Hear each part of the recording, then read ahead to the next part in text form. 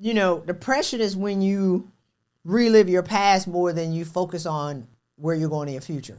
Depression is I can't move forward because you're too afraid to get uncomfortable and move.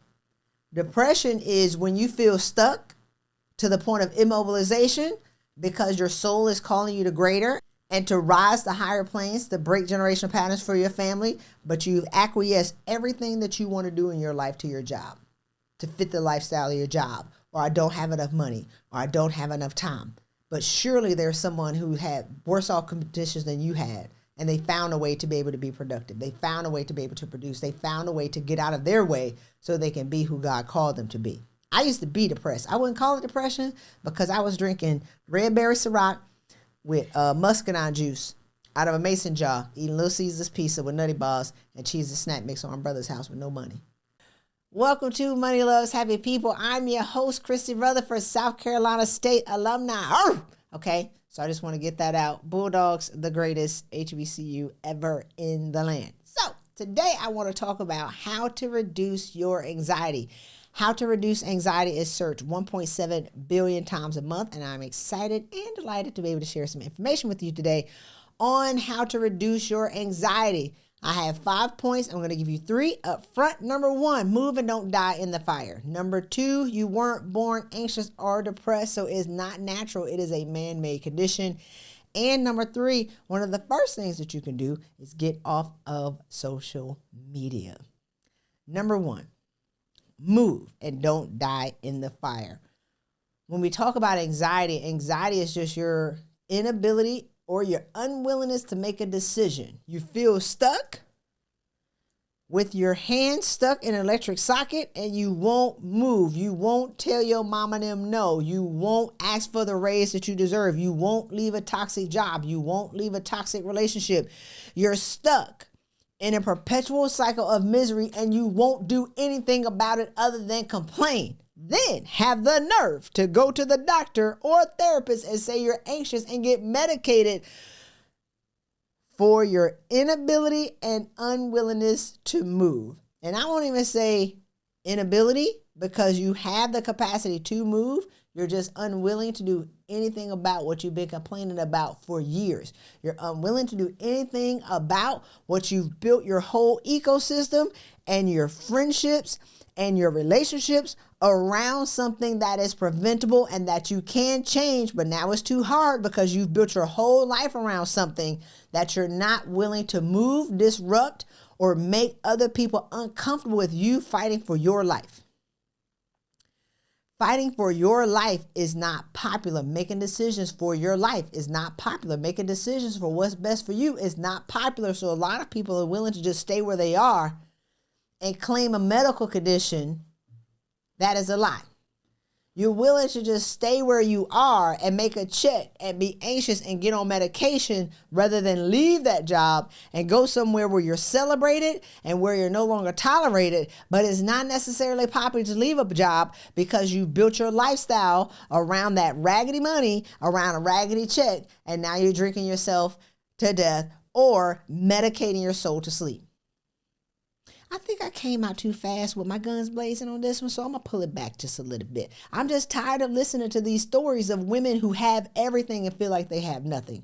I'm frustrated from listening to women talk about ending up in the hospital, having blood transfusions, being in the hospital ICU for 2 weeks because they were unwilling to do anything about what they had been complaining about for years. This is a life and death situation. So number 1 is don't die in the fire. Plenty of women have. Plenty of women have. Plenty of women have died. I am grateful and I'm so happy that I didn't die, have a stroke or a heart attack when I had to make the decision to leave. I could have died 3 to 6 months before that. I'm grateful that I didn't have a stroke. I'm grateful that I didn't have a heart attack to make me move, but I did lose 99% of my mental capacity. So I still lost. I didn't die. What is it going to take for you to make a move? Why do women have to get a diagnosis of a terminal illness before you get the courage to live? Why do you have to be threatened with death before you get the courage to live? Why do you have to be threatened with death before you tell your mama no? Why do you have to be threatened with a terminal medical condition before you start to build boundaries around who you are and what you will and will not accept in your life? That's not fair to you. And you deserve better than what you're giving yourself right now. Number 2, you weren't born anxious or depressed. So it's not natural. It is a man-made condition. I talk to women all the time, be like, oh, you know, my mom was depressed, I'm depressed. Lie. You watched your mama be depressed and you accepted it as an acceptable condition for you. Not true. You don't have anxious DNA in your body. Well, my mama had anxiety, I got anxiety. No, you just watched how your mom handled problems and you adopted that as a part of your belief. That is not who you are. That's what you adopted. Now, if you came out shaken as a 6-month-old with anxiety, okay, well, let's talk about that. But if you developed it because you watched your mom being stuck, and I'm not blaming your mama, but I'm just saying, nobody had a perfect childhood. Nobody. I don't care how much money you have, where you from. I've heard rich people complain about their childhoods. I've heard poor people complain about their childhoods, middle class, first generation, sixth generation. Everybody's traumatized from something. Or if you had a great childhood, when you hit that first step in your adulthood, it's over. Because you rolled a magic carpet in childhood, you mess around and didn't pass the bar, and you fall apart, you can't get back up. Your first challenge that you met was in adulthood. I think that those are the worst. Are you allowing the doctors to medicate you for something that is curable with action? I remember I went to my first therapist in my career. I talked for 5 minutes. This man talked for 30 minutes. He said, we need to medicate you immediately. I was like, but you didn't listen to you didn't hear anything I said. I just said I'm having problems with my boss. And I was. He told me things about my story that was not true. He's heard all these stories from people and he formulated this vision of who I was and told me who I was. That was not true. I came in seeking a solution to the root cause of the problem, not medication. And he was like, I need to medicate you immediately. So I cussed him out and tried to tear the hinges off the door on my way out because I was aggressive. And I was really mad because it took a lot for me being who I was to go actually ask for help. It takes a lot for a high achieving woman to admit that we're in trouble. To ourselves first. By the time we verbalize it to ourselves first, we 90% covered in 3rd-degree burns. By the time we express it to other people, we almost dead. We got 5% left. The only thing that's hanging out the ground is our finger. By the time we ask for help, we're almost on the way out of here. That's a whole nother show. But I went to this man trusting that a medical professional was going to assist me and all he wanted to do was medicate me. He didn't want to solve the problem. I wasn't looking for that. So I go to the second lady and I go to the third man. Luckily, I had a coach who would not allow me to be the same person in January that I was in December. She did not allow me to be the same person and complain about the same stuff in February that I was talking about in January. So I'm not knocking therapists, but I'm just saying you need somebody who's going to challenge the story that you're telling yourself and solve the real problem and not let you complain about your ex for 3 years. It didn't work. Next. You're missing out on relationships for 3 years complaining about your ex. It didn't work. Next. Hey, Christy Rutherford here. If you want to learn how to get a 30% raise this year without getting another degree, go ahead and get my free case study and get this information. Use it. You can go to changenowwithchristy.com. Changenowwithchristy.com. It's about 30 minutes. Use the insight. Own your value and get paid what you desire and deserve. Take care. See you soon. Number 3. Get off social media. If you anxious and depressed, you suicidal, why have you become addicted to synthetic applause and likes from people who don't even know you? How do you have 5,000 friends so you're more connected with people who you don't know and less connected with the people who are around you and not connected with yourself? That's the problem. Are you willing to save your own self? Are you willing to get off social media and save your own mental health first?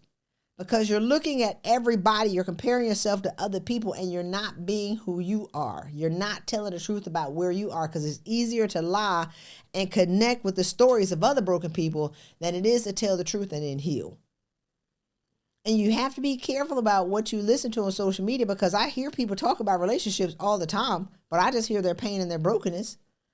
There are stories and there are podcasts to be able to validate how you feel about people in relationships, but people are expressing it through their pain. So are you connecting with what's true for you and what's true about what God has said for you? Or are you connecting your truth to other people's trauma and their pain and what they've been through? That's a decision. Number 4, stop pouring and fill your cup. You want to be less anxious and you don't want to be depressed. Stop. Put your mask on first. Stop pouring from an empty cup and being bitter and resentful that nobody's pouring in your cup. You didn't even require, you didn't ask for it. And you surrounded yourself with people who are takers and no givers.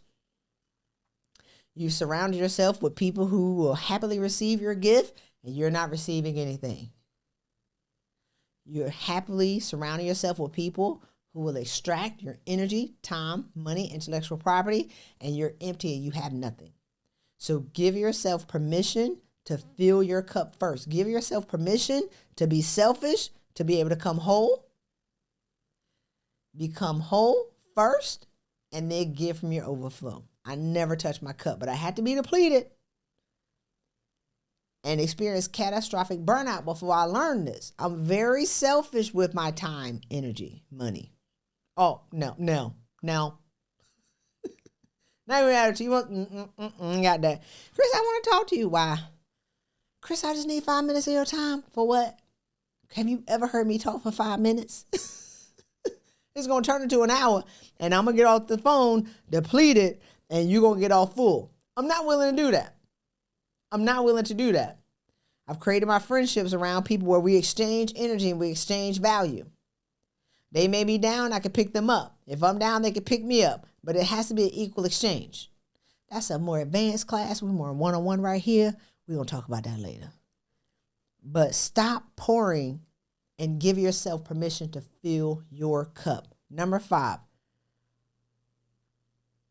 Now, this can be number 1. This takes the courage of the most courageous and the most gangster. But if you're in a mental state where you're close to a nervous breakdown, we have pulled 15 women off the ledge from nervous breakdowns. We have stopped 15 women from dying and having nervous breakdowns. Facts. We've saved 25 marriages. We've not only done $11 million in salary raises, we've saved 25 marriages. We stopped 15, 20 women from having nervous breakdowns. We've gotten women off their medication, and we've kept hundreds of kids out of therapy from talking about their crazy mama. One of my clients healed from fibroids, endometriosis. She stuttered since she was 3, and high blood pressure in 4 months. She doesn't have endometriosis. She doesn't have fibroids. She had 3 surgeries on them.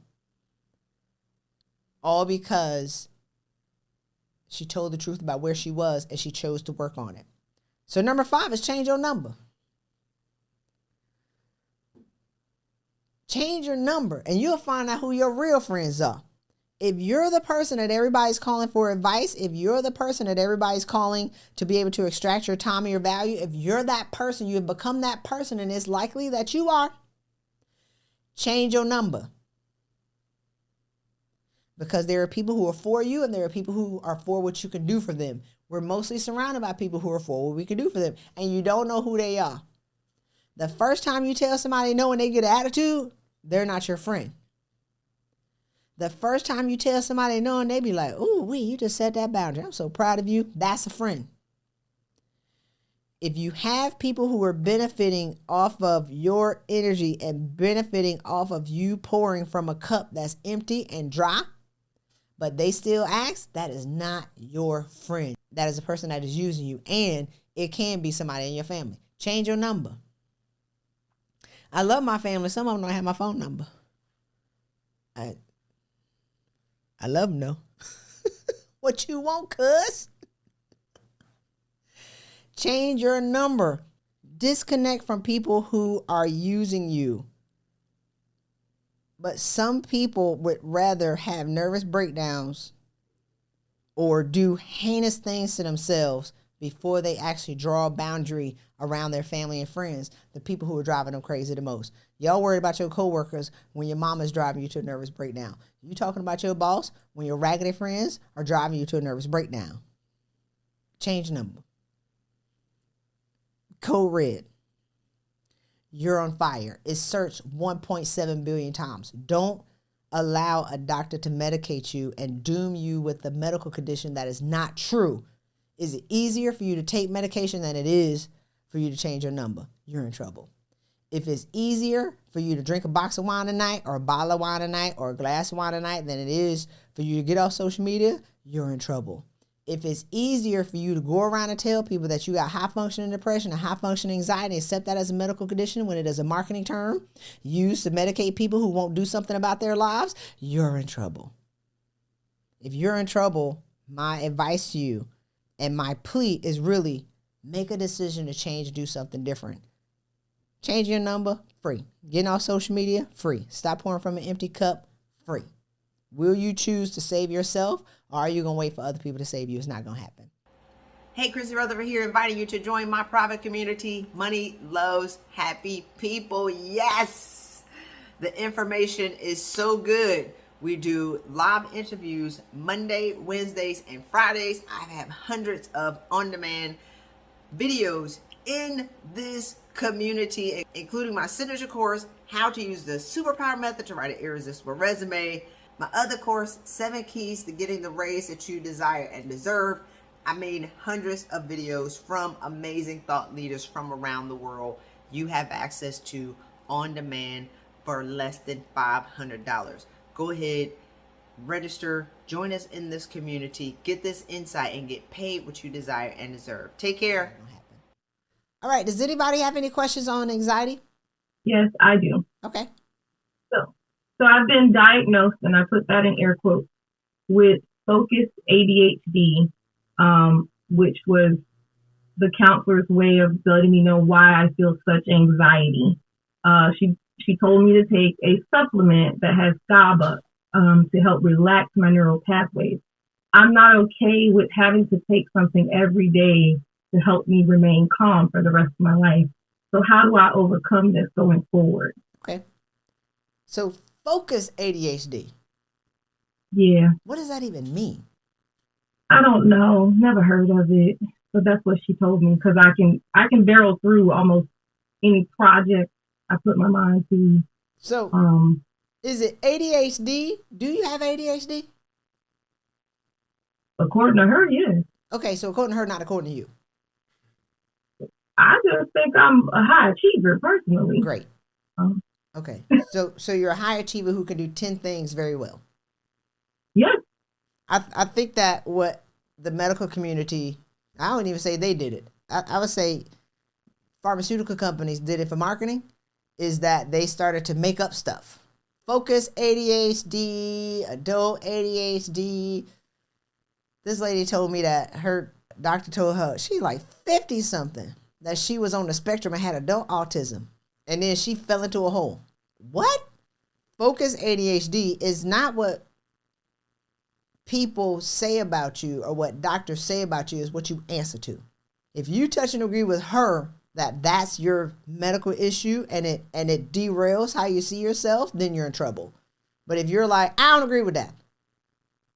Now, how can you focus better? You can meditate 3 times a week, 5 minutes. Okay. So the benefits of meditation, one, are endless. But the thing about high achieving women, when we sit down long enough, we don't practice enough to be able to acquire a new skill. So for my clients, I always say 5 minutes, 3 times a week. But we'd be like, no, I want to do 7. And I'm like, no, do 3. Because if you do 4 or 5, great. But 3 is the minimum goal. Because if you don't do 7 days a week, you quit or you get mad the third time you don't do it. It takes about 2 weeks for your mind to slow down long enough for you to feel the benefits of the meditation. So a lot of complaints that I get from my clients is, well, my mind starts racing when I meditate. No, your mind has been racing. Now the meditation is you watching how your mind is going. Or they'll be like, I'm praying. Praying is you're talking. Meditation is your capacity to be able to receive. So are you meditating? Yes, I am. Several times a day, actually. Several times a day? What are you doing when you meditate? Yeah. What am I doing? Yeah. I used to say I am to myself and breathe that. But now I just focus on the breathing to quiet down the thoughts. Okay. Have you ever tried guided meditation? Maybe once or twice. I would try give guided meditation. Consider that, because guided meditation is you bringing yourself in to be able to focus on your breath, and they're telling you where to be able to direct your mind to go. Does that make sense? Because even if you're trying to intentionally focus on your breath, are you thinking about other things when you're doing it? Sometimes, occasionally I am. Is it a difficult task for you to try to get your mind to focus? You got to work for it. I got to work hard at it. Yeah. So you're working when you should be relaxing and breathing. If you're working to try to do it because you're an overachiever and you're trying to make it happen for yourself, and you're trying to have focus and you're trying to have clarity, you're not even allowing it to happen. So through the guided meditation, they're like, come into your body. As you breathe down to your stomach, imagine the light, and then it comes back up. So it's less resistance in that.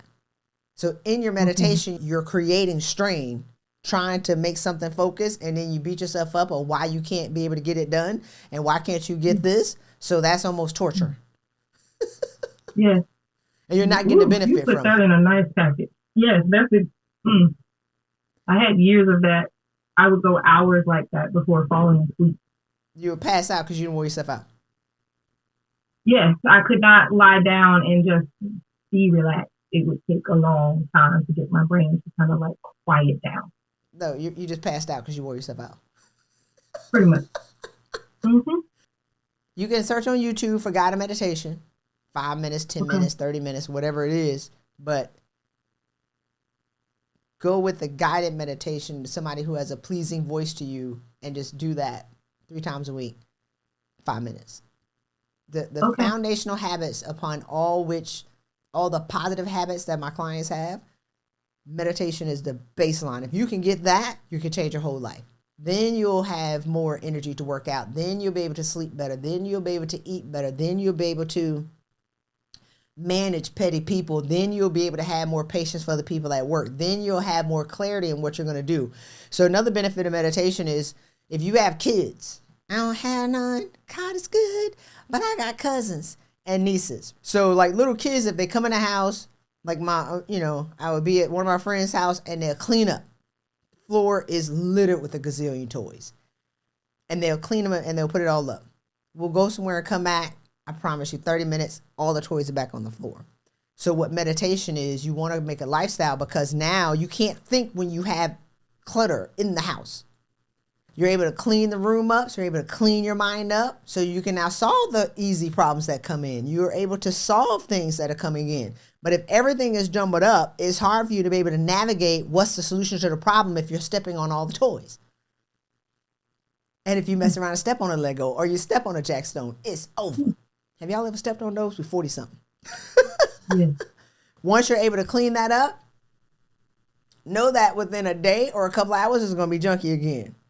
And then you clean it up again, and then it's junky again. And then over time, when you've built the skill, then it's less stuff that comes out in your mind. You're not always going to be clean, which is why this becomes a lifestyle, but it allows you to be able to solve your problems and live a more peaceful life. But if you're trying to force meditation, you're not meditating. If you're talking, you're not meditating. If you're praying, and people have different definitions for it, But meditation is when you're tuned in to who you are, so you can be able to receive messages from you, because you're talking to you all the time. You're attempting to get across to you what you desire and what's going to be best for you, but you haven't tuned in to you. And the last part is, if you wake up in the middle of the night at 3 o'clock in the morning, there's somebody trying to get a message to you. So everybody's like, oh, I see these numbers, 111, 444. They go Google what that means. I wake up in the middle of the night, I'm looking at the wall. Clearly somebody there is trying to talk to you. When you're looking at the wall in the middle of the night, just say, somebody trying to say something over here? Somebody trying to say something to me? Don't get out of bed. Don't drink tea. Grab your journal like I saw this lady do that. I was like, girl, you messing up the phone line. You're laying there. You're in silence. You're wide open to receive messages and guidance on how you can live the life that you desire. So they're like, is somebody trying to talk to me? And they'll be like, yep, here we are. I had the number 35 flash to me the other morning. I've been trying to figure out what it means. Just be like, is somebody, y'all, what y'all got? Mm-hmm. And quieting your mind is going to give you the capacity to be able to receive. I get downloads all the time. If you see all these numbers flashing, you don't have to Google it, because you're basically taking the interpretation of somebody else's message and you're trying to apply it to your life. Hey, Christy Rutherford here. Forbes has reported that there's going to be a 40% increase worldwide in the number of millionaires by 2023. Is that you, or are you going to continue to talk about there's no money in the market? There is plenty of money out here. You just have to figure out how to get it from your jobs and into your pocket. So I want to invite you to get my free case study, how to use the superpower method to ask for and get a 30% raise in the next 90 days without getting another degree. Look, stop getting all these degrees. Go ahead and get this case study at changenowwithchristy.com. It's at no cost. Use the information, get the money that you deserve, and live the life that you desire. Take care. Do y'all want to know about how when you try to go be positive, why stuff starts to pop off and be negative to drag y'all back to where y'all were? Does anybody have that challenge? Y'all haven't tried to escape a vortex and then you can't figure out why you can't get it?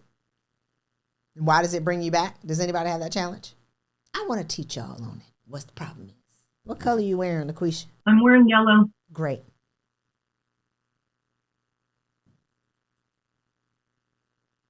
So that's you.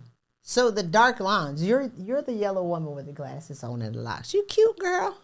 Oh, did you just put your locks in the top ponytail? Because I could draw that for you. No. That's a logo. Okay, my bad. I got my glasses on. Your dreams over here. So we'll make the green things like the things that y'all want. What do you want? More money, peace, joy, great relationships with your family, all these things. You have things that are available to you, but they're not accessible to you because you're not the woman that can be able to manage it if you get it. You're not in vibrational alignment with who you are and who you want to be, so you continue to stay stuck in these silos, and you continue to stay stuck in this negative energy where it rains on you every day. Does it rain on y'all every day? It used to rain on me every day. I promise you. It was miserable. Get one more. Negativity. You want a new job or you want more money without actually changing. The goal is, how do you focus on what do you want and where do you want to be and what do you truly desire? Meditation is going to remove this. It removes some of your hair too, but it's okay. It's going to remove this line around you. That's the first layer, like the first habit of what do you need to do to be able to access what's available to you. It's available to you. Happiness is available to you. Joy is available to you. Peace is available to you. Harmonious relationships with the people in your family is available to you. Harmonious relationships with the people that you want to have more love for or be in love with is available to you. It's not accessible to you because of the negative energy that you're carrying around from the things that have happened to you in life. Meditation is a great habit to be able to instill in your life. So once you get that done, then you're able to access these two things that I just erased by hitting on them. Now, you do it long enough, and now you start to work out to move your body and become into more energetic alignment. And now you have these other two things that are accessible to you. This one, and this one. So now you have three things that are going to pop out. The thing about high achieving women is you have everything that you need to be able to make $425,000. It's available to you, but it's not accessible to you because of the story that you're walking around with, the patterns that you're walking around with, the complaining and the things that have happened to you in your childhood that have unresolved that you're carrying around with you that is weighing you down and keeping you in a perpetual cycle of misery, in a perpetual cycle of complaining, in a perpetual cycle of overworking and being underpaid, undervalued, unseen. It's because you're not in alignment with who you are. You're not in alignment with who you are, the great woman that you are, and you're pretending to be somebody else so you can be liked. Leadership is not popular. Being a leader in your family is not popular. Being a pattern breaker and a change maker in your family is not popular. And we're lonely, and we're angry, and we're frustrated. But the only thing that we can control is how much we work. But if working harder for the past 10 years haven't gotten you the result that you want, working harder is not the solution to the problem. It's not doing, it's being. Napoleon Hill's book is called Think and Grow Rich, not work harder and grow rich, not work more and grow rich, not kiss more, ASS and be rich, not brown nose and be rich, not laugh at corny jokes and go to Christmas parties and be rich. It's Think and Grow Rich. So what do you need to let go of so you can be or actually recognize who's already standing there? So a lot of times when my clients get these raises, we've done $11 million in a pandemic. A lot of times when they get the raises, they happen within 2 to 4 months because all I'm doing is helping them unpack who they are and let these things go that's stopping them from receiving what is already available to them but not accessible to them because of their habits and because of their thinking and because of the things that they've gone through, the stories that they'll continue to tell themselves, the baggage that they're carrying around. So once you start to let these things go, these things that have been waiting for them on the outside now become accessible and they can access now the dream. All of them. We're coming for all of it. All of it. We want all our money. Agreed. But doing is no longer working for you. Y'all got to shift from doing to being. It's not what do you need to do to get to the next level. It's who do I need to be to get to the next level. Not what the next degree I need. If 3 degrees have not netted you to the salary that you desire, getting a degree isn't it. Why haven't you owned the education that you already had? And a large challenge that I have with high achieving women, especially with my clients, who I love. A lot of y'all go out and get these degrees. Y'all don't even hang them up on the wall. You get all these awards and you don't hang them up on the wall. You never celebrate your accomplishments and then you say, well, nobody's going to celebrate with me. You won't even celebrate for yourself. So you get all these awards and you put them in a box. You don't even know where they are. You don't hang them on the wall, so you can't tell people how great you are. You're not even recognizing how great you are. You want them to see you as being great, but you don't know that you're great and you don't show up as great. But you want them to see who you're not being. People see who you see. Saints, turn your Bibles to Numbers 13:33. The scripture says, and we seem to ourselves like grasshoppers, and so we seem to them. Now, the way that the preachers preach it, they say, when they went out, sent scouts out to go into the land, they came back and they say, we saw giants. That's not what the scripture says. It says, and we seem to ourselves like grasshoppers, and so we seem to them. if you go into a job and see your leadership team as a place that's not accessible, and so it is, and so you seem to them.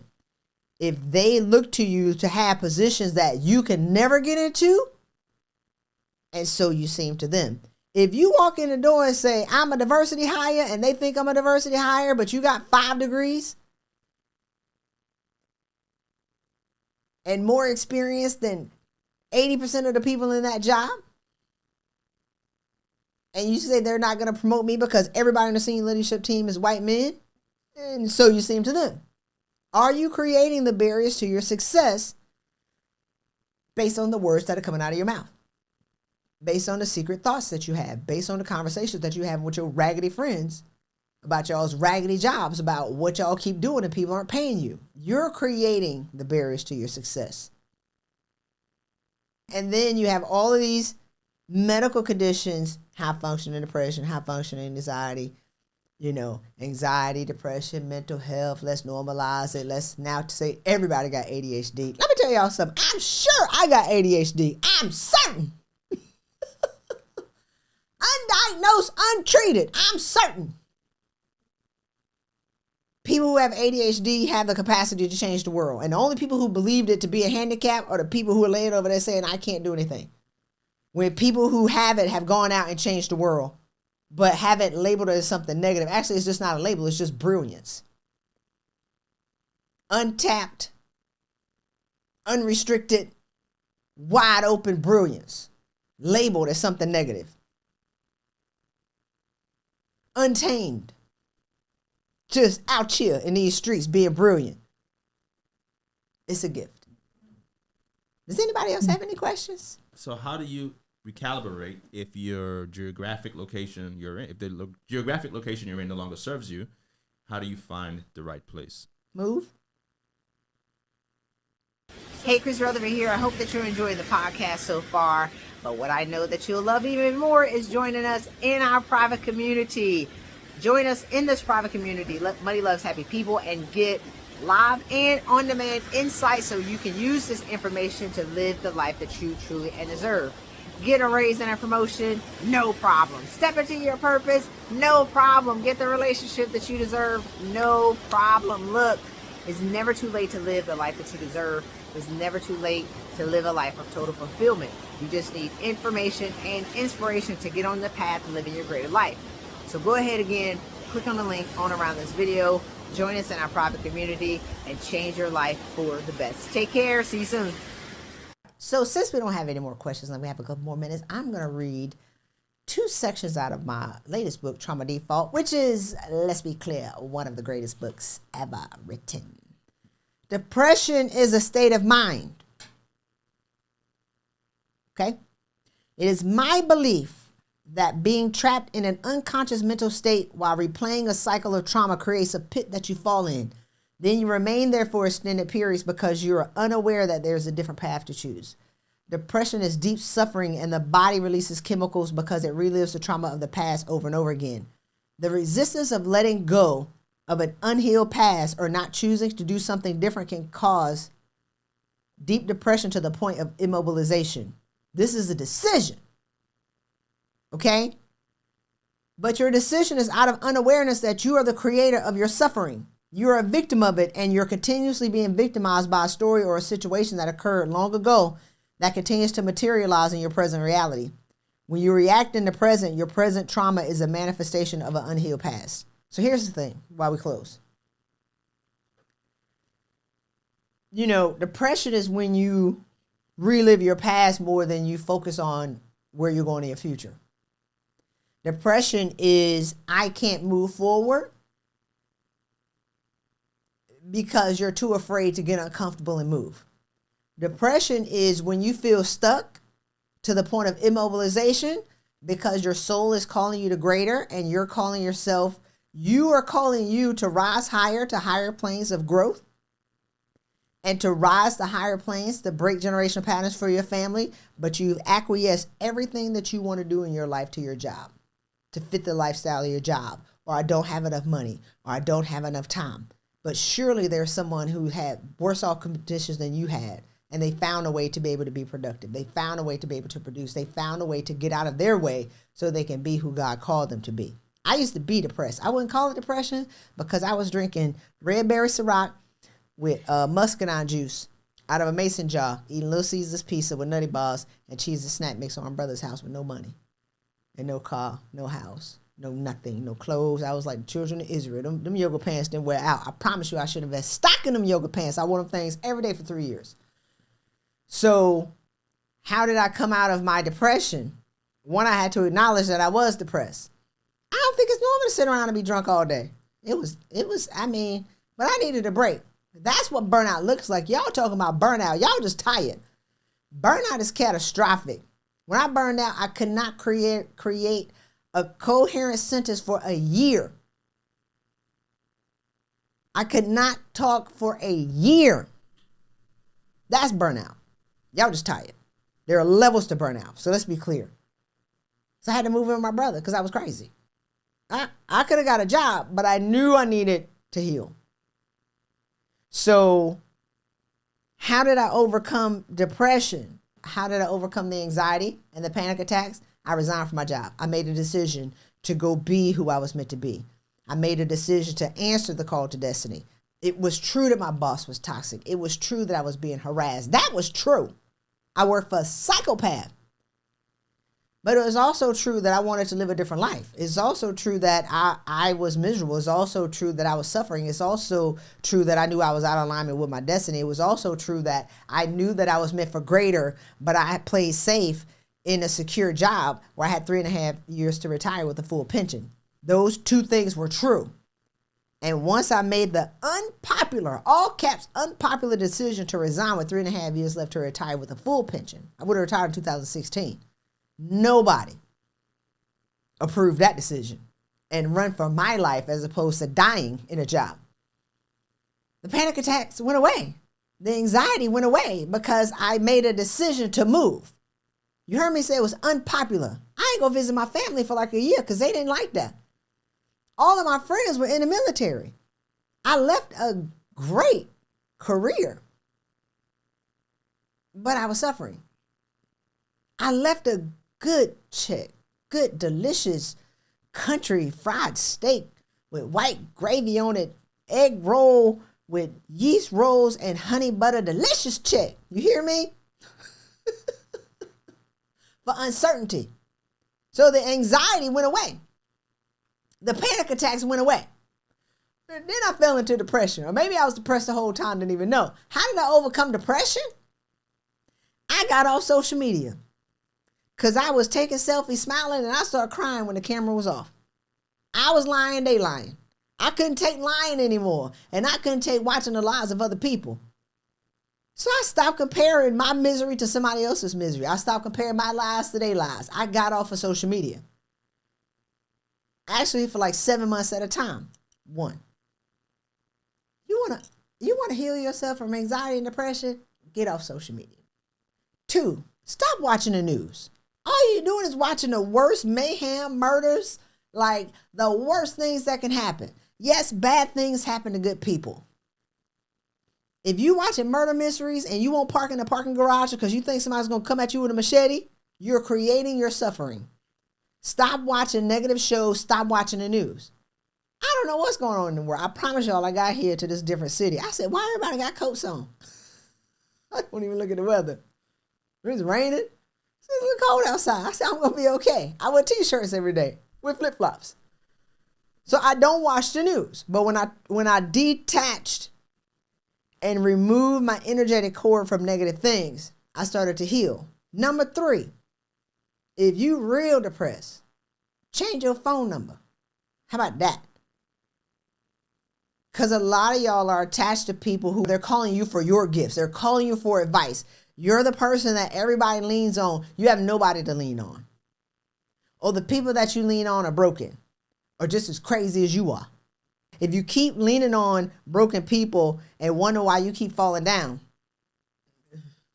you can't keep leaning on broken people to support and wonder why you can't get off the ground. But if you disconnect your phone, you stop talking to the people who are supporting you in your misery and your story, and you also stop giving. I had nothing left to give. But here's the thing. I had become addicted to giving in the beginning.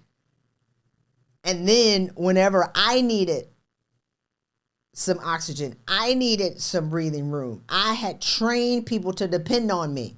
That's not them. That was me. I did that. So if you have people who are addicted to your gift, I'm a coach. Do y'all not see? I'm prolific. Okay? I'm not new to this. I'm true to this. I've been in the game for 20 years. But I had to turn the phone off to be able to detach people calling me every day. I had nothing left to give. If you were like, well, this is too hard, then you don't want freedom. You would rather medicate your soul to sleep. You would rather accept a medical diagnosis of high functioning depression and high functioning anxiety as opposed to making a decision that you're going to be greater, work yourself out of your job. Some of y'all got enough money to quit your job. Some of y'all got enough money to live for the next 25 years. I've talked to women who have enough money to live for 25 years, but they talk about suffering in a job when you stacked enough money to support yourself for 25 years. Quit. That's how you overcome the anxiety. Depression, turn off the news, get off social media, and change your phone number. And here's the thing. When I changed my number, I had 100 people who had me on the number one speed dial person that they called when they was in trouble. I think it probably took about 2 weeks. 3 people emailed me. They found my treasury means. They called me. I ain't calling back. I mean, OFF disconnected off. I had a great time that month. I ain't answering my phone. I ain't calling back. They text me. Now everybody's calling me, y'all. Then they looked for me on social media. They didn't find me. They couldn't inbox me. They couldn't DM me. They was like, what in the world? 3 people emailed me on my Hotmail. They found me. And this is what they said. Are you okay? So you got people who are for you, and you got people who are for what you can do for them, and you don't know who they are. You got 2 to 3 people who are for you, who care about you, who are actually the same. It was 2 of those 3 were the same people who supported me leaving my career when the 100 didn't. And I'm not mad at the 100. But I appreciate the 2 because I needed the 2 to see Christy, the suffering soul, not the high-ranking military officer. Those same people cared about me. 100 people cared about what I could do for them. They didn't look for me past outside of what I could no longer serve them in. So are y'all only giving away your gifts and what you can do for other people and you leave nothing for yourself? And is that the root of your depression? So I hope that this session has been great for y'all. I appreciate the questions that y'all have asked. And if you want to, you can get my book, Trauma Default, at traumadefault.com. But it's not really about the book. I just really want y'all to consider not allowing people to doom you with a medical condition that's simply not true. So with that, I want to recap the top 5 things on how to reduce your anxiety, which is searched 1.7 million times a month. Move and don't die in the fire. Number 2, you weren't born anxious or depressed. So it's not natural, it's man-made. These are terms and labels that are not just given to you, but accepted by you. Number 3, get off of social media. Number 4, stop pouring and fill your cup. And number 5, change your number. So I hope you've enjoyed this episode of Money Loves Happy People. Again, I am Christy Rutherford. I'm excited and delighted to be able to deliver this information to you raw, unfiltered, and uncut. You can subscribe to this podcast. I would love it. Leave me your comments. Let me know if you like it or you hate it. I'm cool. I'm good. But leave us some comments. I want to hear what you think about this episode. Subscribe on YouTube, iTunes, and on your favorite listening platform, and your life will never be the same for the best. Take care.